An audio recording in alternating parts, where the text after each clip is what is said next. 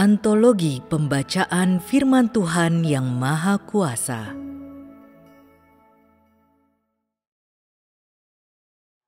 Pekerjaan Tuhan, watak Tuhan, dan Tuhan itu sendiri. 2. Tentang Ayub. Setelah mengetahui bagaimana Ayub menjalani ujian, sebagian besar dari antaramu mungkin ingin mengetahui lebih terperinci tentang Ayub itu sendiri, khususnya yang berkaitan dengan rahasia bagaimana dia mendapatkan pujian Tuhan. Jadi sekarang, mari kita membahas tentang Ayub.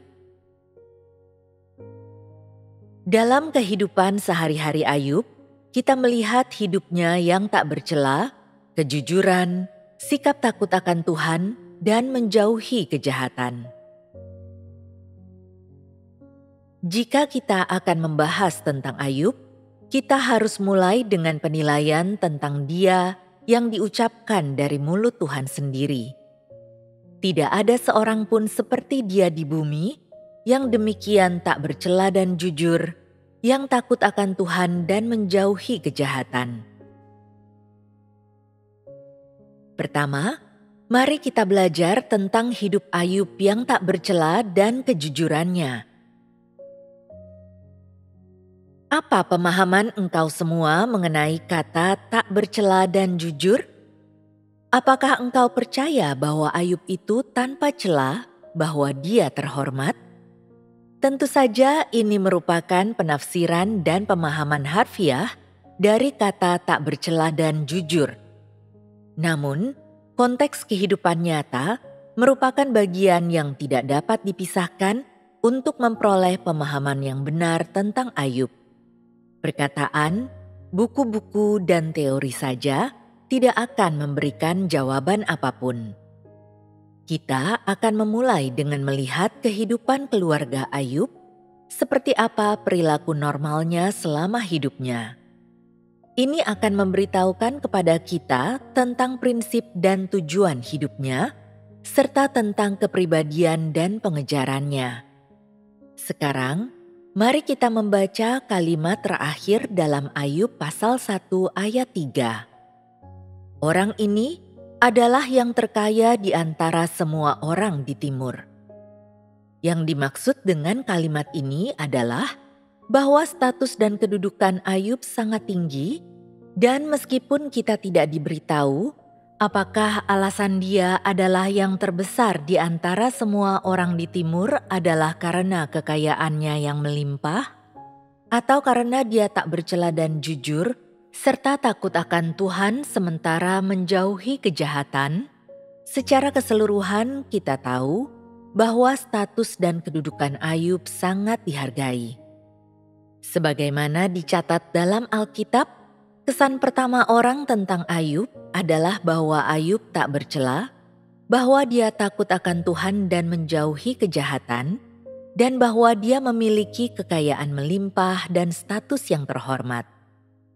Bagi orang biasa yang tinggal di lingkungan seperti itu dan dalam keadaan seperti itu, makanan Ayub, taraf hidupnya, dan berbagai aspek kehidupan pribadinya akan menjadi fokus perhatian kebanyakan orang.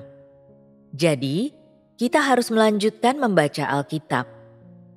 Anak-anak lelakinya pergi dan berpesta di rumah mereka setiap hari bergiliran, dan mengundang ketiga saudari mereka untuk makan dan minum bersama-sama dengan mereka. Demikianlah, setelah hari-hari pesta berakhir, Ayub memanggil mereka dan menguduskan mereka.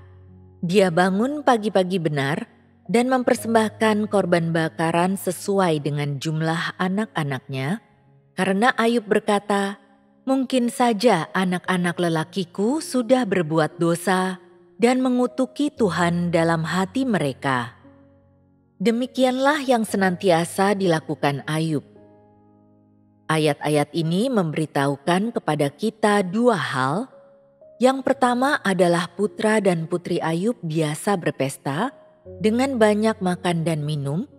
Yang kedua adalah bahwa Ayub kerap kali mempersembahkan korban bakaran karena dia sering mengkhawatirkan putra dan putrinya, takut mereka berbuat dosa, bahwa di dalam hati mereka telah meninggalkan Tuhan. Di sini dijelaskan kehidupan dari dua jenis orang yang berbeda. Yang pertama, putra dan putri Ayub sering berpesta karena kekayaan mereka, hidup mewah, makan dan minum sepuas hati mereka, dan menikmati taraf hidup yang tinggi karena kekayaan materi. Menjalani kehidupan seperti itu tidak dapat dipungkiri bahwa mereka akan sering berdosa dan menyinggung Tuhan. Tetapi mereka tidak menguduskan diri mereka sendiri atau mempersembahkan korban bakaran. Jadi, jelas bahwa Tuhan tidak memiliki tempat di hati mereka, bahwa mereka tidak memikirkan kasih karunia Tuhan ataupun takut menyinggung Tuhan, apalagi takut meninggalkan Tuhan di dalam hati mereka. Tentu saja, fokus perhatian kita bukan pada anak-anak Ayub, tetapi pada apa yang Ayub lakukan ketika diperhadapkan dengan hal-hal seperti itu. Ini adalah masalah lainnya yang dijelaskan pada ayat itu, dan yang melibatkan kehidupan sehari-hari Ayub serta hakikat kemanusiaannya. Di mana Alkitab menjelaskan pesta putra dan putri Ayub tidak disebutkan tentang Ayub. Hanya dikatakan bahwa putra dan putrinya sering makan dan minum bersama. Dengan kata lain, Ayub tidak mengadakan pesta, dan dia juga tidak bergabung dengan putra dan putrinya dalam makan secara berlebihan. Meskipun kaya dan memiliki banyak harta benda dan pembantu, kehidupan Ayub bukanlah kehidupan yang mewah. Dia tidak terperdaya oleh lingkungan hidupnya yang kaya, dan dia tidak, karena kekayaannya, memanjakan dirinya sendiri dengan kenikmatan daging, atau lupa mempersembahkan korban bakaran, apalagi menyebabkan dia secara berangsur-angsur meninggalkan Tuhan di dalam hatinya. Maka, jelaslah bahwa Ayub disiplin dalam gaya hidupnya, tidak serakah atau mengejar kesenangan sebagai hasil dari berkat Tuhan kepadanya, dan dia juga tidak terpaku pada taraf hidup. Sebaliknya, dia rendah hati dan sederhana. Dia juga tidak suka pamer dan dia waspada serta berhati-hati di hadapan Tuhan. Dia sering memikirkan kasih karunia dan berkat Tuhan dan terus-menerus takut akan Tuhan. Dalam kehidupannya sehari-hari, Ayub sering bangun pagi-pagi untuk mempersembahkan korban bakaran bagi putra-putrinya. Dengan kata lain, Ayub sendiri tidak hanya takut akan Tuhan, tetapi dia juga berharap anak-anaknya juga takut akan Tuhan dan tidak berbuat dosa terhadap Tuhan. Kekayaan materi Ayub tidak memiliki tempat di dalam hatinya, dan hal itu juga tidak menggantikan kedudukan yang ditempati oleh Tuhan. Apakah demi dirinya sendiri atau anak-anaknya, tindakan sehari-hari Ayub semuanya berkaitan dengan sikapnya yang takut akan Tuhan dan menjauhi kejahatan. Sikap takutnya akan Tuhan Yahweh tidak berhenti di perkataannya, tetapi merupakan sesuatu yang dia terapkan dan tercermin dalam setiap bagian kehidupannya sehari-hari. Perilaku nyata Ayub ini menunjukkan kepada kita bahwa dia jujur dan memiliki hakikat yang mencintai keadilan dan hal-hal yang positif. Bahwa Ayub sering memanggil dan menguduskan putra-putrinya, berarti dia tidak mendukung atau menyetujui perilaku anak-anaknya. Sebaliknya, di dalam hatinya dia frustrasi dengan perilaku mereka dan mengutuk mereka. Dia menyimpulkan bahwa perilaku putra-putrinya itu tidak menyenangkan Tuhan Yahweh, dan karena itu dia sering memanggil mereka untuk menghadap Tuhan Yahweh dan mengakui dosa mereka. Tindakan Ayub menunjukkan kepada kita sisi lain dari kemanusiaannya, di mana dia tidak pernah berjalan bersama orang yang sering berbuat dosa dan menyinggung Tuhan, melainkan menjauhi dan menghindari mereka. Meskipun orang-orang ini adalah putra dan putrinya, dia tidak meninggalkan prinsip perilakunya sendiri karena mereka adalah keluarganya sendiri, dan dia juga tidak membiarkan dosa-dosa mereka karena perasaannya sendiri. Sebaliknya, dia mendesak mereka untuk mengakui dan memperoleh pengampunan Tuhan Yahweh, dan dia memperingatkan mereka agar tidak meninggalkan Tuhan demi kesenangan mereka sendiri yang tamak. Prinsip bagaimana Ayub memperlakukan orang lain tidak dapat dipisahkan dari prinsip sikapnya yang takut akan Tuhan dan menjauhi kejahatan. Dia mencintai apa yang diterima oleh Tuhan dan membenci apa yang ditolak Tuhan. Dan dia mencintai mereka yang takut akan Tuhan di dalam hati mereka dan membenci mereka yang melakukan kejahatan atau berbuat dosa terhadap Tuhan. Cinta dan kebencian seperti ini ditunjukkan dalam kehidupannya sehari-hari dan merupakan kejujuran Ayub yang dilihat oleh mata Tuhan. Tentu saja, ini juga merupakan ungkapan dan cara hidup kemanusiaan sejati Ayub dalam hubungannya dengan orang lain, dalam kehidupannya sehari-hari yang harus kita pelajari. Perwujudan kemanusiaan Ayub selama mengalami ujian dari Tuhan, memahami hidupnya yang tak bercela, kejujurannya, sikapnya yang takut akan Tuhan dan menjauhi kejahatan selama mengalami ujian dari Tuhan. Apa yang telah kita bahas di atas adalah berbagai aspek kemanusiaan Ayub yang ditunjukkan dalam kehidupannya sehari-hari sebelum ujiannya. Tidak diragukan lagi, berbagai perwujudan ini memberikan pengenalan awal dan pemahaman tentang kejujuran, tentang sikap Ayub yang takut akan Tuhan dan menjauhi kejahatan, dan secara alami memberikan penegasan awal. Alasan mengapa aku mengatakan awal adalah karena kebanyakan orang masih tidak memiliki pemahaman yang benar tentang kepribadian Ayub dan sejauh mana dia mengejar jalan ketaatan dan takut akan Tuhan.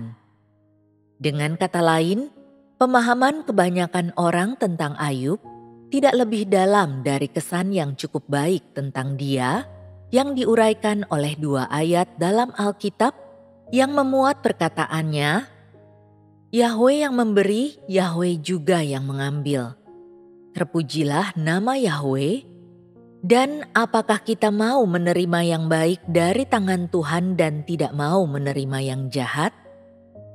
Jadi, ada keharusan besar bagi kita untuk memahami bagaimana Ayub menghidupi kemanusiaannya ketika dia menerima ujian dari Tuhan. Dengan demikian, kemanusiaan sejati Ayub akan diperlihatkan kepada semua orang secara keseluruhan. Ketika Ayub mendengar bahwa harta benda miliknya telah dicuri, bahwa putra dan putrinya telah kehilangan nyawa mereka, dan bahwa para hambanya telah terbunuh, dia bereaksi sebagai berikut. Lalu Ayub bangun, mengoyak jubahnya dan mencukur kepalanya, kemudian tersungkur dan menyembah. Kalimat ini memberitahukan kepada kita satu fakta. Setelah mendengar berita ini, Ayub tidak panik. Dia tidak menangis atau menyalahkan para hamba yang telah menyampaikan berita itu kepadanya, apalagi memeriksa tempat kejadian perkara untuk menyelidiki dan memastikan rinciannya, serta mencari tahu apa yang sebenarnya terjadi. Dia tidak menunjukkan rasa sakit atau penyesalan karena kehilangan harta benda miliknya, juga tidak menangis karena kehilangan anak-anaknya dan orang-orang yang dicintainya. Sebaliknya, dia mengoyak jubahnya dan mencukur kepalanya, lalu tersungkur dan menyembah. Tindakan Ayub tidak sama dengan tindakan manusia biasa. Tindakannya membingungkan banyak orang dan membuat mereka menegur Ayub di dalam hati mereka karena sikap dinginnya. Saat kehilangan harta benda mereka secara mendadak, orang normal akan tampak sedih atau putus asa, atau dalam kasus sebagian orang, mereka bahkan mungkin mengalami depresi berat. Itu karena di dalam hati mereka, harta benda manusia melambangkan usaha seumur hidup. Itulah yang diandalkan bagi kelangsungan hidup mereka, harapanlah yang membuat mereka tetap hidup. Hilangnya harta benda mereka berarti usaha mereka sia-sia, bahwa mereka tanpa harapan, dan bahkan mereka tidak punya masa depan. Inilah sikap orang biasa terhadap harta benda mereka dan hubungan mereka yang erat dengan semua itu, dan ini juga menunjukkan pentingnya harta benda di mata manusia. Karena itu, sebagian besar orang merasa bingung dengan sikap Ayub yang acuh tak acuh terhadap kehilangan harta bendanya. Sekarang, kita akan menghilangkan kebingungan yang dirasakan semua orang ini dengan menjelaskan apa yang sedang terjadi di dalam hati Ayub. Akal sehat menyatakan bahwa karena telah diberi harta yang melimpah oleh Tuhan, Ayub seharusnya merasa malu di hadapan Tuhan karena kehilangan harta ini, karena dia tidak menjaga atau merawatnya, karena dia tidak memelihara harta yang diberikan Tuhan kepadanya. Jadi, ketika dia mendengar bahwa harta bendanya telah dicuri, reaksi pertamanya seharusnya pergi ke tempat kejadian perkara dan mencatat semua yang telah hilang, dan kemudian mengaku dosa kepada Tuhan, sehingga dia dapat sekali lagi menerima berkat Tuhan. Namun, Ayub tidak melakukan ini, dan dia tentu punya alasannya sendiri untuk tidak melakukannya. Dalam hatinya, Ayub sangat percaya bahwa semua yang dia miliki telah dianugerahkan kepadanya oleh Tuhan, dan bukan berasal dari hasil kerja kerasnya sendiri. Dengan demikian, dia tidak melihat semua berkat ini sebagai sesuatu yang harus dimanfaatkan, melainkan melabuhkan prinsip-prinsip kelangsungan hidupnya untuk berpegang dengan segenap kekuatannya pada jalan yang seharusnya dipertahankan.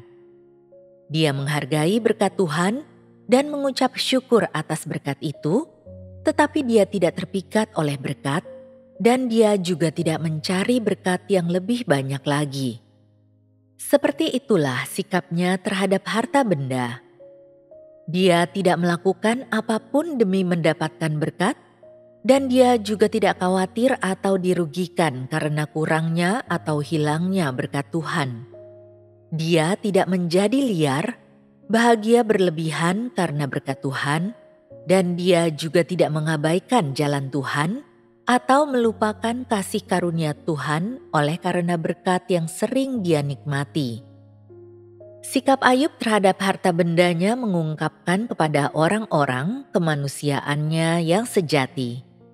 Pertama, Ayub bukanlah manusia yang tamak, dan dia tidak banyak menuntut dalam kehidupan materialnya. Kedua, Ayub tidak pernah khawatir atau takut bahwa Tuhan akan mengambil semua yang dia miliki, yang merupakan sikap ketaatannya kepada Tuhan di dalam hatinya. Artinya, dia tidak memiliki tuntutan ataupun keluhan tentang kapan atau apakah Tuhan akan mengambil darinya atau tidak, dan tidak menanyakan alasannya, tetapi hanya berusaha untuk menaati pengaturan Tuhan.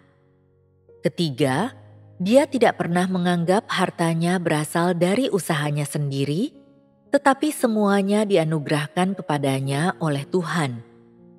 Inilah iman Ayub kepada Tuhan dan merupakan tanda keyakinannya. Apakah kemanusiaan Ayub dan pengejarannya sehari-hari yang sebenarnya sudah jelas dalam ringkasan 3 poin tentang dirinya ini? Kemanusiaan dan pengejaran Ayub merupakan bagian yang tidak dapat dipisahkan dari perilakunya yang tenang ketika diperhadapkan dengan kehilangan harta bendanya. Justru karena pengejaran sehari-harinya, Ayub memiliki tingkat pertumbuhan dan keyakinan untuk berkata, Yahwe yang memberi, Yahwe juga yang mengambil. Terpujilah nama Yahwe selama ujian dari Tuhan. Perkataan ini tidak diperoleh dalam semalam, dan perkataan ini juga tidak baru saja muncul di pikiran Ayub. Perkataan ini adalah apa yang telah dilihat dan diperolehnya selama bertahun-tahun menjalani hidup. Dibandingkan dengan semua orang yang hanya mencari berkat Tuhan dan yang takut bahwa Tuhan akan mengambil dari mereka dan yang membenci serta mengeluhkan tentang hal itu, bukankah ketaatan Ayub ini sangat nyata? Dibandingkan dengan semua orang yang percaya bahwa Tuhan itu ada, tetapi yang tidak pernah percaya bahwa Tuhan mengatur segala sesuatu, bukankah Ayub memiliki ketulusan dan kejujuran yang luar biasa? Rasionalitas Ayub.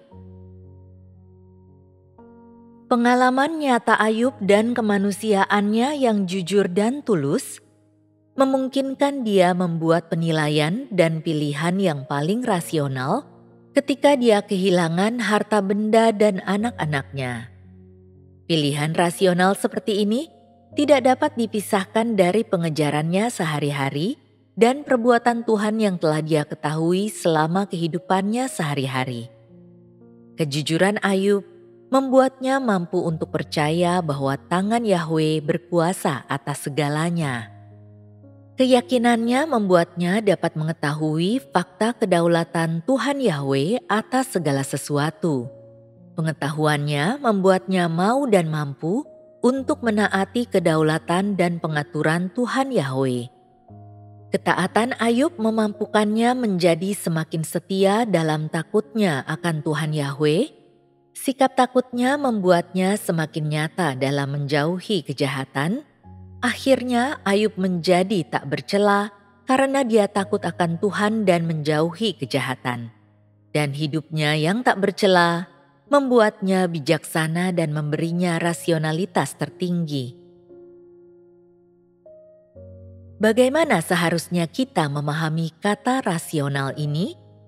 Penafsiran harfiahnya adalah bahwa dalam pemikirannya, seseorang itu masuk akal, logis, dan berakal sehat, memiliki perkataan, tindakan, dan penilaian yang sehat, serta memiliki standar moral yang kuat dan teratur. Namun, rasionalitas Ayub tidak semudah itu untuk dijelaskan. Ketika dikatakan di sini bahwa Ayub memiliki rasionalitas tertinggi, ini dikatakan dalam hubungan dengan kemanusiaannya dan perilakunya di hadapan Tuhan. Karena Ayub jujur, dia mampu mempercayai dan menaati kedaulatan Tuhan yang memberinya pengetahuan yang tidak dapat diperoleh orang lain, dan pengetahuan ini membuatnya mampu secara lebih akurat membedakan, menilai, dan mendefinisikan apa yang menimpa dirinya, yang memungkinkan dia untuk lebih akurat dan cermat memutuskan apa yang harus dilakukan dan apa yang harus dipegang teguh.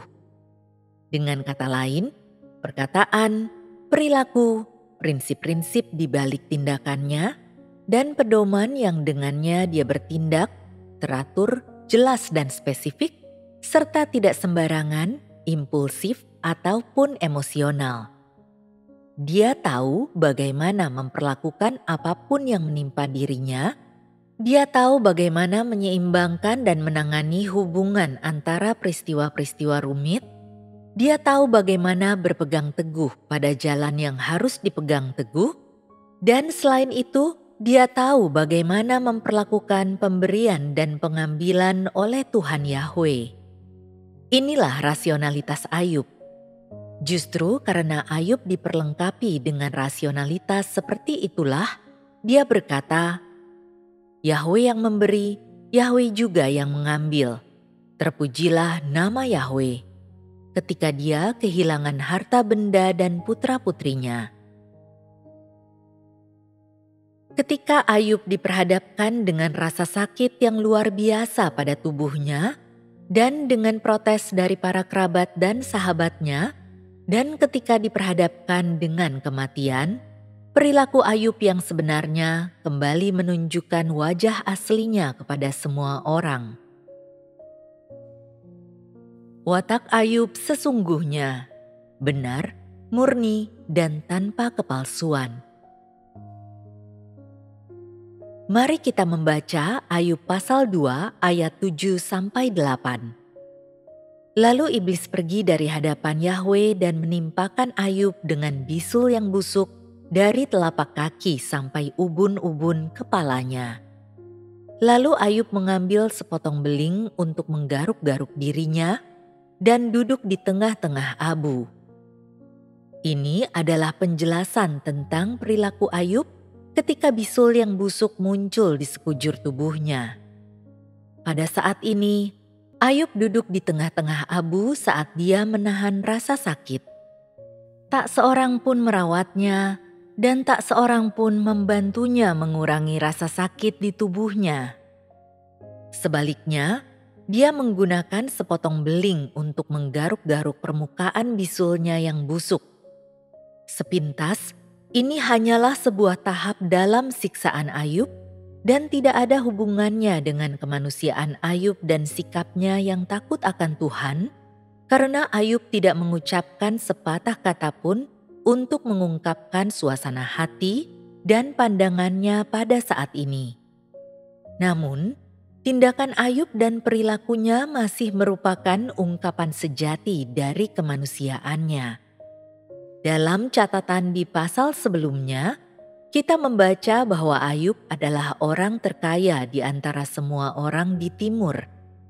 Sementara itu, ayat dari pasal kedua menunjukkan kepada kita bahwa orang terkaya di timur ini betul-betul memungut sepotong beling untuk menggaruk-garuk tubuhnya sambil duduk di tengah abu. Bukankah terdapat perbedaan yang jelas antara kedua uraian ini? Ini adalah perbedaan yang menunjukkan kepada kita jati diri Ayub yang sesungguhnya. Meskipun status dan kedudukannya yang bergengsi, dia tidak pernah mencintai atau memperhatikan hal-hal ini. Dia tidak peduli bagaimana orang lain memandang kedudukannya, dan dia juga tidak peduli apakah tindakan atau perilakunya akan menimbulkan dampak negatif pada kedudukannya. Dia tidak memanjakan dirinya dengan manfaat dari status, dan dia juga tidak menikmati kemuliaan yang menyertai status dan kedudukannya. Dia hanya peduli tentang nilai dirinya dan makna penting kehidupannya di mata Tuhan Yahwe. Jati diri Ayub yang sesungguhnya adalah hakikatnya sendiri. Dia tidak mencintai ketenaran dan kekayaan, dan tidak hidup demi ketenaran dan kekayaan. Dia benar dan murni, serta tanpa kepalsuan. Pemisahan cinta dan kebencian Ayub. Sisi lain dari kemanusiaan Ayub ditunjukkan dalam percakapan antara dia dan istrinya. Lalu kata istrinya kepadanya, "Apakah engkau masih mempertahankan kesalehanmu? Kutuklah Tuhan dan matilah." Tetapi dia menjawab istrinya, "Engkau berbicara seperti perempuan bodoh. Apakah kita mau menerima yang baik dari tangan Tuhan dan tidak mau menerima yang jahat?" Melihat siksaan yang dideritanya, istri Ayub mencoba memberi saran kepada Ayub untuk membantunya melepaskan diri dari kesengsaraannya, tetapi niat baiknya tidak mendapatkan persetujuan Ayub. Sebaliknya, itu membangkitkan amarahnya karena istrinya mengingkari iman dan ketaatan Ayub kepada Tuhan Yahwe dan juga menyangkal keberadaan Tuhan Yahwe. Hal ini tidak dapat ditoleransi oleh Ayub karena dia tidak pernah membiarkan dirinya sendiri melakukan apapun yang menentang atau menyakiti Tuhan, apalagi orang lain. Bagaimana dia bisa tetap tidak peduli ketika dia melihat orang lain mengucapkan perkataan yang menghujat dan menghina Tuhan? Karena itu dia menyebut istrinya wanita bodoh. Sikap Ayub terhadap istrinya adalah kemarahan dan kebencian, serta teguran dan celaan. Ini adalah ungkapan alami kemanusiaan Ayub, membedakan antara cinta dan benci, dan merupakan representasi sejati dari kemanusiaannya yang jujur. Ayub memiliki rasa keadilan yang membuatnya membenci angin dan gelombang kejahatan, dan membenci, mengutuk, serta menolak pembangkangan yang tidak masuk akal, perdebatan konyol, dan pernyataan yang menggelikan, dan membuat dia berpegang teguh pada prinsip dan pendiriannya sendiri yang benar ketika dia ditolak oleh orang banyak dan ditinggalkan oleh orang-orang yang dekat dengannya. Kebaikan hati dan ketulusan Ayub. Karena dari perilaku Ayub kita dapat melihat ungkapan berbagai aspek kemanusiaannya. Kemanusiaan Ayub macam apa yang kita lihat ketika dia membuka mulutnya untuk mengutuk hari kelahirannya? Inilah topik yang akan kita bahas di bawah ini. Di atas, aku telah membahas tentang asal mula kutukan Ayub mengenai hari kelahirannya. Apa yang dapat engkau semua pahami tentang hal ini? Jika Ayub keras hati dan tanpa kasih, jika dia dingin dan tanpa emosi, dan kehilangan kemanusiaannya, mungkinkah dia memedulikan keinginan hati Tuhan? Mungkinkah dia membenci hari kelahirannya sendiri karena dia memedulikan hati Tuhan? Dengan kata lain, jika Ayub keras hati dan kehilangan kemanusiaannya, mungkinkah dia merasa sedih karena kepedihan Tuhan? Mungkinkah dia mengutuk hari kelahirannya karena Tuhan telah dirugikan karena dirinya? Jawabannya sama sekali tidak. Karena dia baik hati, Ayub memedulikan hati Tuhan. Karena dia memedulikan hati Tuhan, Ayub merasakan kepedihan Tuhan. Karena dia baik hati, dia menderita siksaan yang lebih besar sebagai akibat dari merasakan kepedihan Tuhan. Karena dia merasakan kepedihan Tuhan, dia mulai membenci hari kelahirannya dan dengan demikian mengutuk hari kelahirannya. Bagi orang luar, seluruh perilaku Ayub selama ujiannya patut dicontoh. Hanya kutukannya mengenai hari kelahirannya yang menimbulkan tanda tanya mengenai hidupnya yang tak bercela dan kejujurannya, atau memberikan penilaian yang berbeda terhadapnya.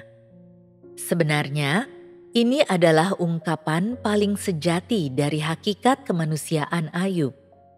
Hakikat kemanusiaannya tidak disembunyikan atau ditutupi atau diperbaiki oleh orang lain. Ketika dia mengutuk hari kelahirannya, dia menunjukkan kebaikan hati dan ketulusan yang tertanam jauh di lubuk hatinya. Dia seperti mata air yang airnya sangat jernih dan bening, sehingga memperlihatkan dasarnya. Setelah mengetahui semua ini tentang Ayub, kebanyakan orang pasti akan membuat penilaian yang cukup akurat dan objektif tentang hakikat kemanusiaan Ayub.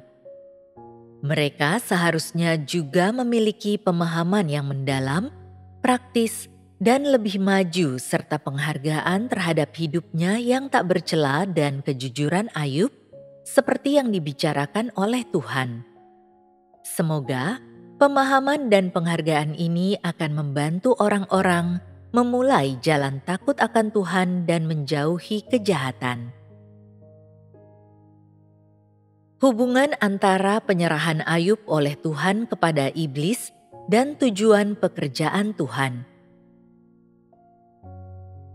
Meskipun kebanyakan orang sekarang mengakui bahwa Ayub itu tak bercela dan jujur, dan bahwa dia takut akan Tuhan dan menjauhi kejahatan, Pengakuan ini tidak memberi mereka pemahaman yang lebih menyeluruh tentang maksud Tuhan. Pada saat yang sama, ketika mereka iri pada kemanusiaan dan pengejaran Ayub, mereka mengajukan pertanyaan berikut ini tentang Tuhan. Ayub begitu tak bercela dan jujur, orang sangat mengaguminya, jadi mengapa Tuhan menyerahkannya kepada iblis dan membuatnya mengalami begitu banyak siksaan? Pertanyaan semacam itu pasti ada di hati banyak orang. Atau lebih tepatnya, keraguan ini menjadi pertanyaan dalam hati banyak orang. Karena telah membingungkan banyak orang, kita harus membahas pertanyaan ini dan menjelaskannya dengan benar. Segala sesuatu yang Tuhan lakukan itu perlu dan memiliki makna penting yang luar biasa, karena semua yang Dia lakukan dalam diri manusia berkaitan dengan pengelolaannya dan penyelamatan umat manusia. Tentu saja, pekerjaan yang Tuhan lakukan dalam diri Ayub juga demikian, meskipun Ayub tak bercela dan jujur di mata Tuhan. Dengan kata lain, apapun yang Tuhan lakukan atau cara Dia melakukannya, berapapun harga yang harus dibayar, apapun sasarannya, tujuan dari tindakannya tidak berubah. Tujuannya adalah untuk memasukkan firman Tuhan serta tuntutan dan kehendak Tuhan bagi manusia ke dalam diri manusia. Dengan kata lain, tujuannya adalah untuk memasukkan semua yang Tuhan anggap positif ke dalam diri manusia sesuai dengan langkah-langkahnya, memampukan manusia untuk memahami hati Tuhan dan memahami hakikat Tuhan, dan memungkinkan manusia menaati kedaulatan dan pengaturan Tuhan, dan dengan demikian memungkinkan manusia untuk mencapai takut akan Tuhan dan menjauhi kejahatan. Semua ini merupakan salah satu aspek dari tujuan Tuhan dalam semua yang Dia lakukan. Aspek lainnya adalah bahwa karena iblis adalah kontras dan objek pelayanan dalam pekerjaan Tuhan, manusia sering diserahkan kepada iblis. Ini adalah sarana yang Tuhan gunakan untuk memungkinkan manusia melihat kejahatan, keburukan, dan kekejian iblis dalam pencobaan dan serangan iblis, sehingga menyebabkan manusia membenci iblis dan mampu mengetahui dan mengenali apa yang negatif. Proses ini membuat mereka untuk secara berangsur-angsur membebaskan diri mereka sendiri dari kendali iblis dan dari tuduhan, gangguan, dan serangan iblis, sampai karena firman Tuhan, pengetahuan dan ketaatan mereka kepada Tuhan, serta iman mereka kepada Tuhan, dan sikap mereka yang takut akan Dia, mereka menang atas serangan dan tuduhan iblis. Baru setelah itulah mereka akan benar-benar dibebaskan dari wilayah kekuasaan iblis. Pembebasan manusia berarti bahwa iblis telah dikalahkan. Itu berarti bahwa mereka tidak lagi menjadi santapan di mulut iblis. Alih-alih menelan mereka, iblis telah melepaskan mereka. Ini karena orang-orang semacam ini jujur, karena mereka memiliki iman, ketaatan, dan takut akan Tuhan, dan karena mereka sepenuhnya memutuskan hubungan dengan iblis. Mereka mempermalukan iblis, mereka membuat iblis menjadi takut, dan mereka sepenuhnya mengalahkan iblis. Keyakinan mereka dalam mengikut Tuhan dan ketaatan serta sikap mereka yang takut akan Tuhan mengalahkan iblis dan membuat iblis melepaskan mereka sepenuhnya. Hanya orang-orang semacam inilah yang sudah benar-benar didapatkan oleh Tuhan, dan inilah yang merupakan tujuan akhir Tuhan dalam menyelamatkan manusia. Jika mereka ingin diselamatkan dan ingin sepenuhnya didapatkan oleh Tuhan, maka semua orang yang mengikut Tuhan harus menghadapi pencobaan dan serangan besar maupun kecil dari iblis. Mereka yang keluar dari pencobaan dan serangan ini dan mampu mengalahkan iblis sepenuhnya adalah mereka yang telah diselamatkan oleh Tuhan. Dengan kata lain, mereka yang telah diselamatkan oleh Tuhan adalah mereka yang telah mengalami ujian Tuhan dan yang telah dicobai dan diserang oleh iblis berulang kali. Mereka yang telah diselamatkan oleh Tuhan memahami kehendak dan tuntutan Tuhan dan mampu menerima kedaulatan dan pengaturan Tuhan, dan mereka tidak meninggalkan jalan takut akan Tuhan dan menjauhi kejahatan di tengah pencobaan iblis. Mereka yang diselamatkan oleh Tuhan memiliki kejujuran, mereka baik hati, mereka bisa membedakan antara kasih dan kebencian, mereka memiliki rasa keadilan dan bersikap rasional, dan mereka mampu memedulikan Tuhan serta menghargai semua yang berasal dari Tuhan. Orang-orang semacam itu tidak diikat, diintai, dituduh, ataupun disiksa oleh iblis. Mereka sepenuhnya bebas, mereka telah dibebaskan dan dilepaskan sepenuhnya. Ayub adalah orang dengan kebebasan seperti itu, dan inilah sesungguhnya makna penting mengapa Tuhan menyerahkan dia kepada iblis. Ayub disiksa oleh iblis, tetapi dia juga memperoleh kelepasan dan pembebasan abadi, dan dia memperoleh hak untuk tidak pernah lagi menerima perusakan, penyiksaan, dan tuduhan iblis. Sebaliknya, dia hidup dalam terang wajah Tuhan dengan bebas dan tanpa beban, dan hidup di tengah berkat Tuhan yang diberikan kepadanya. Tak seorang pun bisa mengambil, memusnahkan, atau merampas hak ini.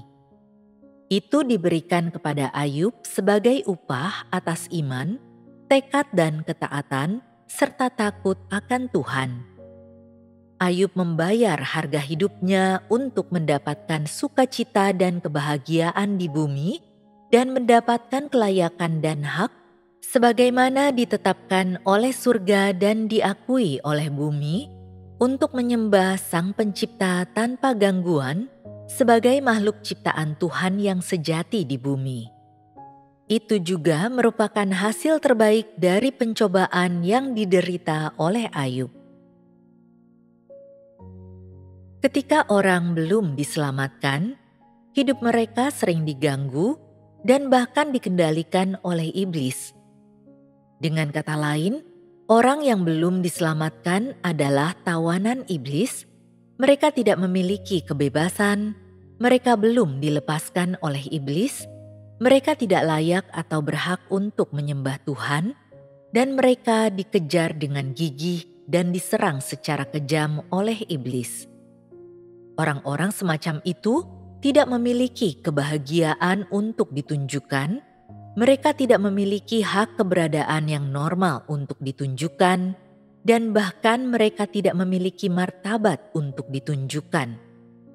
Hanya jika engkau berjuang dan berperang melawan iblis, menggunakan imanmu kepada Tuhan serta ketaatanmu, dan rasa takutmu akan Tuhan sebagai senjata yang digunakan dalam pertarungan hidup dan mati melawan iblis, sehingga engkau akan mengalahkan iblis sepenuhnya dan membuatnya lari terbirit-birit dan menjadi ketakutan kapanpun dia melihatmu, sehingga dia menghentikan serangan dan tuduhannya terhadapmu.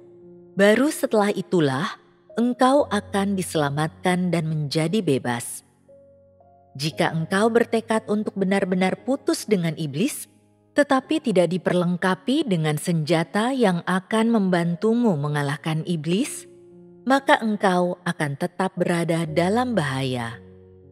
Seiring berjalannya waktu, ketika engkau begitu tersiksa oleh iblis, sehingga engkau tidak memiliki kekuatan lagi dalam dirimu, juga engkau tetap tidak mampu menjadi kesaksian, masih belum sepenuhnya membebaskan dirimu dari tuduhan dan serangan iblis terhadapmu, maka engkau memiliki harapan yang sedikit untuk memperoleh penyelamatan.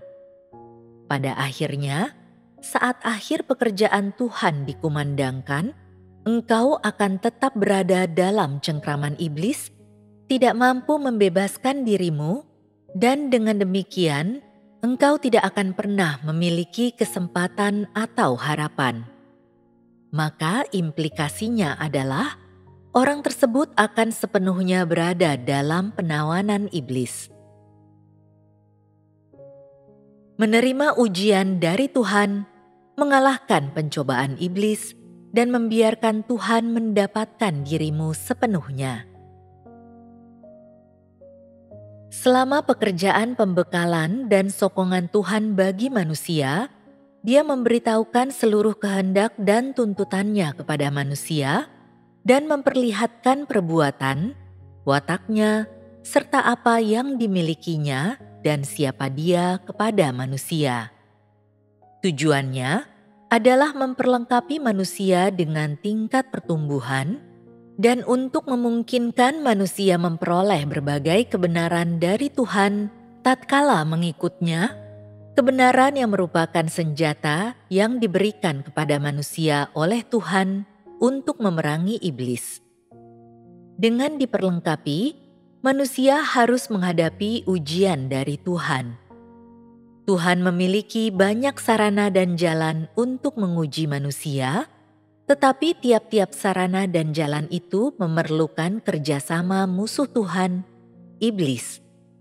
Dengan kata lain, setelah memberikan kepada manusia senjata yang dapat digunakan untuk berperang melawan iblis, Tuhan menyerahkan manusia kepada iblis dan membiarkan iblis menguji tingkat pertumbuhan manusia.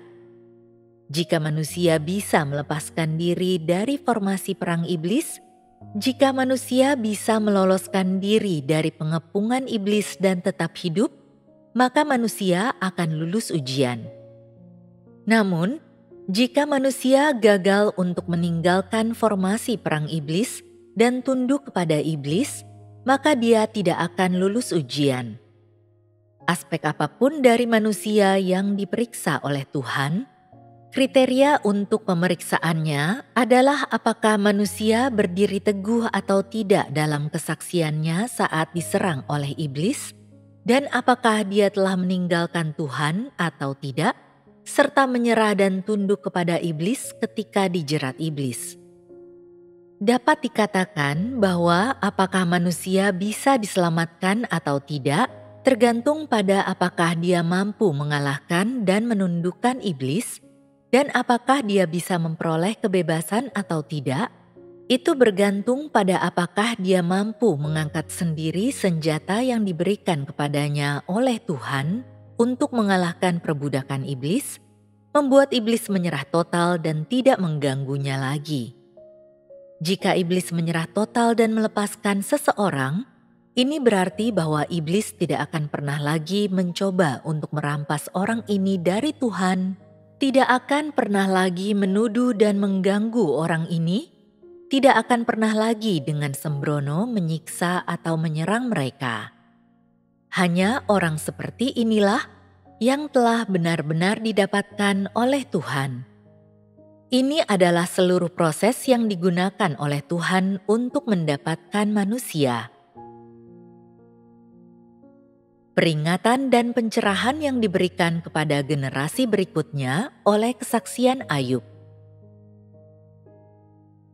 Pada waktu yang bersamaan saat memahami proses yang digunakan Tuhan untuk sepenuhnya mendapatkan seseorang, orang-orang juga akan memahami tujuan serta makna penting penyerahan Ayub oleh Tuhan kepada iblis. Orang tidak lagi terganggu oleh kesengsaraan Ayub dan memiliki penghargaan yang baru terhadap makna pentingnya. Mereka tidak lagi khawatir tentang apakah mereka sendiri akan mengalami pencobaan yang sama seperti Ayub, dan tidak lagi menentang atau menolak datangnya ujian dari Tuhan. Iman serta ketaatan Ayub dan kesaksiannya dalam mengalahkan iblis telah menjadi sumber pertolongan dan dorongan yang sangat besar bagi orang-orang. Dalam diri Ayub, mereka melihat harapan bagi keselamatan mereka sendiri dan memahami bahwa melalui iman dan ketaatan serta sikap takut akan Tuhan, sangatlah mungkin untuk mengalahkan iblis dan menang atas iblis. Mereka memahami bahwa asalkan mereka menerima kedaulatan dan pengaturan Tuhan, dan asalkan mereka memiliki tekad dan iman untuk tidak meninggalkan Tuhan setelah kehilangan segalanya, maka mereka bisa mempermalukan dan mengalahkan iblis, dan mereka memahami bahwa mereka hanya perlu memiliki tekad dan kegigihan untuk berdiri teguh dalam kesaksian mereka, bahkan jika itu berarti kehilangan nyawa mereka, agar iblis takut dan mundur dengan segera. Kesaksian Ayub merupakan sebuah peringatan bagi generasi berikutnya, dan peringatan ini memberitahukan kepada mereka bahwa jika mereka tidak mengalahkan iblis, mereka tidak akan mampu membebaskan diri mereka dari tuduhan dan gangguan iblis. Juga mereka tidak akan pernah mampu untuk lolos dari siksaan dan serangan iblis. Kesaksian Ayub telah mencerahkan generasi berikutnya. Pencerahan ini mengajar orang bahwa hanya jika mereka tak bercela dan jujur, barulah mereka akan mampu untuk takut akan Tuhan dan menjauhi kejahatan. Ini mengajar mereka bahwa hanya jika mereka takut akan Tuhan dan menjauhi kejahatan, barulah mereka bisa menjadi kesaksian yang kuat dan berkumandang bagi Tuhan. Hanya jika mereka menjadi kesaksian yang kuat dan berkumandang bagi Tuhan, barulah mereka tidak akan pernah bisa dikendalikan oleh iblis dan hidup di bawah bimbingan dan perlindungan Tuhan. Baru pada saat itulah mereka telah benar-benar diselamatkan. Kepribadian Ayub dan pengejaran hidupnya patut ditiru oleh setiap orang yang mengejar keselamatan. Yang Ayub hidupi sepanjang hidupnya dan perilakunya selama ujiannya merupakan harta karun yang berharga bagi semua orang yang mengejar jalan takut akan Tuhan dan menjauhi kejahatan. Kesaksian Ayub memberikan penghiburan bagi Tuhan. Jika aku mengatakan kepada engkau semua sekarang bahwa Ayub adalah seorang pria yang menyenangkan, engkau semua mungkin tidak mampu menghargai makna dalam perkataan ini dan mungkin tidak mampu memahami luapan emosi di balik mengapa aku telah membahas semua ini. Tetapi, tunggulah hingga hari ketika engkau semua telah mengalami ujian yang sama atau mirip dengan ujian yang dihadapi Ayub, ketika engkau semua telah melewati kemalangan, saat engkau semua telah mengalami ujian yang diatur secara pribadi untukmu oleh Tuhan, saat engkau memberikan segalanya dan menanggung penghinaan dan kesulitan agar dapat menang atas iblis dan menjadi kesaksian bagi Tuhan di tengah pencobaan, saat itulah engkau akan dapat menghargai makna dari perkataan yang kuucapkan ini. Pada waktu itu, engkau akan merasa bahwa kualitasmu berada jauh di bawah Ayub, dan engkau akan merasa betapa menyenangkan Ayub itu dan bahwa dia layak ditiru. Bila saatnya tiba, engkau akan menyadari betapa pentingnya kata-kata klasik yang diucapkan oleh Ayub bagi orang yang rusak dan hidup pada zaman ini, dan engkau akan menyadari betapa sulitnya bagi orang-orang pada zaman sekarang untuk mencapai apa yang dicapai oleh Ayub. Saat engkau merasa betapa sulitnya hal itu, engkau akan menghargai betapa cemas dan khawatirnya hati Tuhan. Engkau akan menghargai betapa tingginya harga yang dibayar oleh Tuhan untuk mendapatkan orang-orang semacam itu, dan betapa berharganya apa yang dilakukan dan dikorbankan Tuhan bagi umat manusia. Sekarang, setelah engkau semua mendengar firman ini, apakah engkau semua memiliki pemahaman yang akurat dan penilaian yang benar tentang Ayub? Menurut pandanganmu, Apakah Ayub benar-benar adalah manusia yang tak bercela dan jujur, yang takut akan Tuhan dan menjauhi kejahatan? Aku yakin bahwa kebanyakan orang pasti akan menjawab ya. Karena kenyataan dari apa yang dilakukan dan diungkapkan oleh Ayub tidak terbantahkan oleh manusia manapun atau iblis. Semua itu adalah bukti paling kuat dari kemenangan Ayub atas iblis. Bukti ini dihasilkan dalam diri Ayub dan merupakan kesaksian pertama yang diterima oleh Tuhan. Karena itu, ketika Ayub menang dalam pencobaan iblis dan menjadi kesaksian bagi Tuhan, Tuhan melihat harapan dalam diri Ayub dan hatinya dihiburkan oleh Ayub. Sejak masa penciptaan hingga zaman Ayub, ini adalah pertama kalinya Tuhan benar-benar mengalami arti penghiburan dan apa artinya dihibur oleh manusia. Itu adalah kesaksian sejati yang pertama kalinya dia lihat dan dapatkan yang diberikan untuknya.